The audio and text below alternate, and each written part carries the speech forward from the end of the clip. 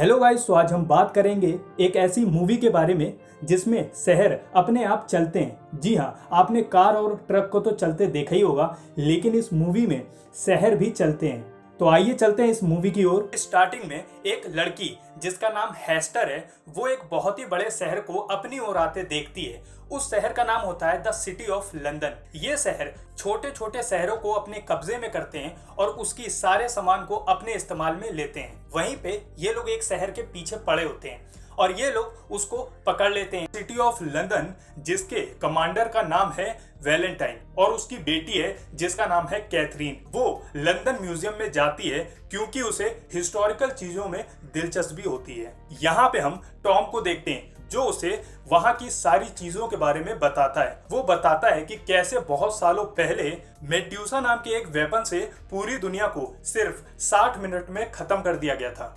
उसके बाद वो उसे वेपन के कुछ टुकड़े भी दिखाता है जिसकी मदद से वो वेपन बनाया जा सकता था। जिस नए शहर को कब्जे में लिया गया था, ये लोग वहां जाते हैं उसमें से हिस्टोरिकल चीजें ढूंढने के लिए। वहीं पे हेस्टर मौका देखते ही वैलेंटाइन पे अटैक कर देती है, लेकिन टॉम उसे रोक देता है। यहाँ पे हेस्टर अपनी जान बचा के वहां से भागती है उसी घर के बीच से। साथ में टॉम और वैलेंटाइन भी उसका पीछा करते हैं। हेस्टर गार्बेज टनल में आ जाती है और वो वहां से कूदने वाली होती है, तभी टॉम उसे पकड़ लेता है। लेकिन वो कहती है कि वैलेंटाइन ने उसकी मॉम को मारा है, ये बात तुम उससे पूछना। उसके बाद वो उस टनल में कूद जाती है। वैलेंटाइन वहां आता है और टॉम से पूछता है कि क्या उसने कुछ कहा।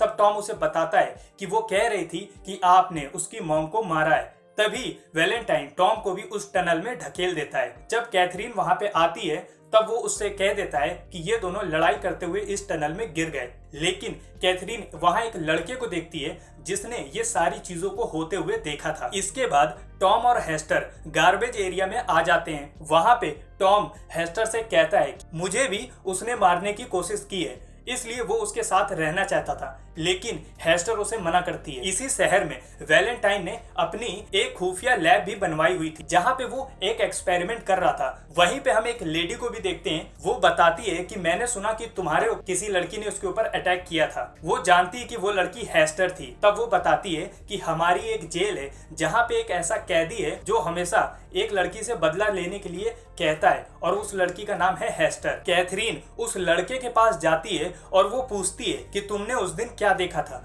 तब वो बताता है कि टॉम को किसी और ने नहीं बल्कि तुम्हारे फादर ने ही ढकेला था। ये सुन के वो बहुत ज्यादा शॉक हो जाती है।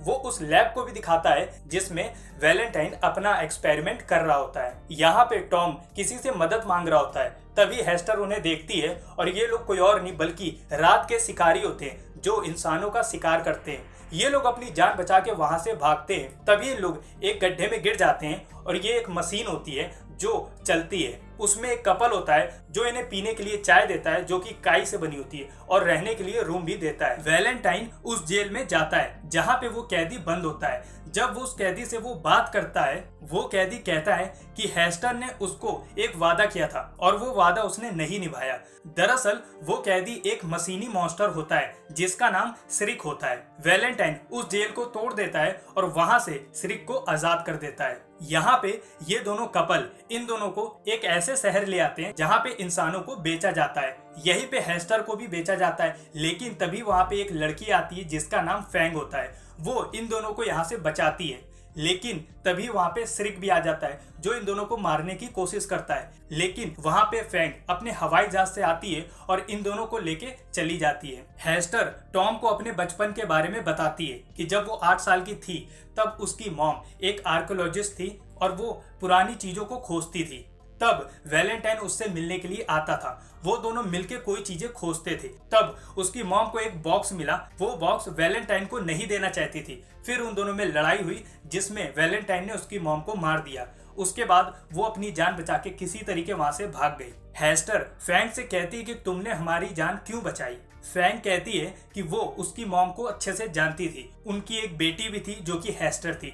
उन लोगों को लगता था कि वो मर गई है, लेकिन जब उन्हें ये पता चला कि वो जिंदा है तब हमें वहां पता चलता है कि हेस्टर जब 8 साल की थी और वो वहां से भाग गई थी तब उसकी जान श्रिक ने ही बचाई थी। उसने ही उसको पाला था, बचपन से हर जरूरतों को पूरा किया था। श्रिक जो है पहले इंसान था, लेकिन उसके ऊपर कुछ एक्सपेरिमेंट किए गए जिसकी वजह से वो एक मशीनी मॉन्स्टर बन चुका था।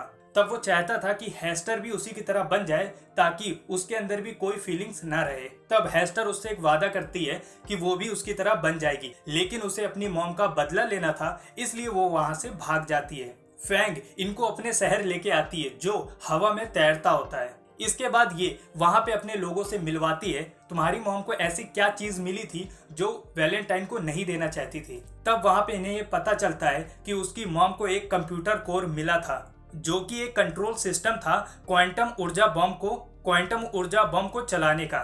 ये लोग समझ जाते हैं कि वैलेंटाइन मेड्यूसा वेपन को बना रहा है और उस वेपन से सुरक्षा दीवार को गिराना चाहता है। सुरक्षा दीवार के अंदर बहुत सारे शहर हैं जिसको वो कब्जे में लेना चाहता है, क्योंकि उस वेपन के सामने फिर कोई भी शहर नहीं टिकेगा। तब ये लोग पूछते कि क्या उसको रोकने का कोई तरीका है। तब टॉम बताता है कि उसको रोकने का सिर्फ एक तरीका है, क्रैश ड्राइव। अगर वो हमारे पास हो तो हम उससे उस वेपन को बंद कर सकते। तभी वहां पे वो मशीनी मॉन्स्टर भी आ जाता है और वो इन लोगों पे अटैक कर देता है। इसके बाद इनका जो वो शहर था वो पूरी तरीके से डिस्ट्रॉय होने लगता है। यहाँ पे वो मशीनी मॉन्स्टर भी घायल हो जाता है। उसके बाद वो टॉम को मारने ही वाला होता है, तभी हेस्टर उससे मना करती है और वो कहती है कि तुम इसे मत मारो। तब उस मशीनी मॉन्स्टर को ये लगता है कि शायद हेस्टर के दिल में उसके लिए फीलिंग्स है और इस बात से वो बहुत ही ज्यादा नाराज हो जाता है। इसके बाद वो उसको छोड़ देता है। हेस्टर को वो उसकी मॉम की आखिरी निशानी भी देता है जो एक लॉकेट होता है और यहाँ पे वो मर जाता है। इससे पहले वो अपने पुरानी जिंदगी के बारे में याद करता है और यहाँ पे श्रैक की मौत हो जाती है। अब ये लोग उस सुरक्षा दीवार के अंदर जाते हैं जहाँ पे उस पूरे शहर का एक हेड होता है जिसको ये लोग सारी बातें बताते हैं कि कैसे वैलेंटाइन उस मेड्यूसा वेपन से यहाँ अटैक करने वाला है। इसकी वजह से ये लोग भी अपनी पूरी फौज को तैयार कर लेते हैं कि हम लोग भी उन पे अटैक करेंगे। लेकिन टॉम को इस बात से नाराजगी होती है क्योंकि द सिटी ऑफ लंदन में बहुत सारे बेगुनाह लोग भी हैं। यहाँ पे कैथरीन उस लड़के के साथ उस लैब में चुपके से जाती है। तभी वहाँ पे द सिटी ऑफ लंदन के मेन हेड आ जाता है। वैलेंटाइन उसे बताता है कि ये वो मशीन है जिसकी मदद से हम सबको हरा देंगे, लेकिन वो कहता है कि तुम इसका परिणाम देख चुके हो, पहले भी इसकी वजह से हमारी पूरी दुनिया तबाह हो चुकी है। वो इस चीज को मना करता है, लेकिन वैलेंटाइन वहाँ पे उसे मार देता है और कैथरीन ये देख लेती है। यहाँ पे ये लोग लड़ने के लिए तैयार होते हैं। तब हेस्टर उस लॉकेट को देखती है। जैसे ही वो उस लॉकेट को खोलती है तो उसके अंदर वो क्रैश ड्राइव होती है जिसकी मदद से मेड्यूसा वेपन को रोका जा सकता है। यहाँ पे वैलेंटाइन आ जाता है और वो उस मेड्यूसा वेपन को इस्तेमाल करता है। उस मेड्यूसा वेपन के एक ही वार से वो दीवार आधी से ज्यादा टूट जाती है। उसके बाद उस वेपन को रिचार्ज किया जाता है, फिर से उस पर दूसरा हमला किया जाता है और उसके बाद वो दीवार और ज्यादा टूट जाती है। फैंग और उसकी पूरी team the city of London पे अटैक करती है। पहले ये लोग उनके पूरे मशीन सिस्टम को तोड़ते हैं, सारी गनों को खराब कर देते हैं। उसके बाद फैंग जो है उस एक्सपेरिमेंट लैब में जाती है जहां पे वो वैलेंटाइन से फाइट करती है। जब वैलेंटाइन उससे लड़ाई करता है, हेस्टर चुपके से वो ड्राइव उस कंप्यूटर कोर में लगा देती है जिससे वो मेड्यूसा वेपन जो है बंद हो जाता है।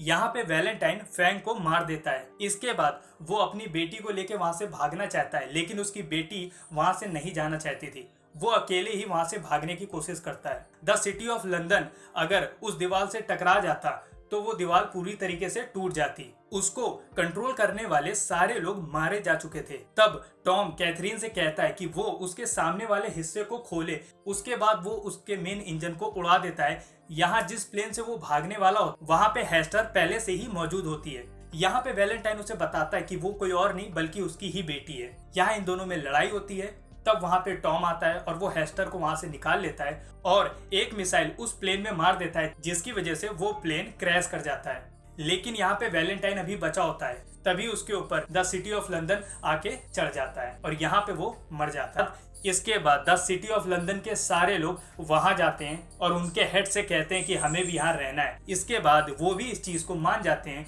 और वो भी इन लोगों को अंदर, और यहीं पे ये मूवी खत्म हो जाती है। आई होप कि आपको ये मूवी अच्छी लगी होगी। Thanks for watching this video.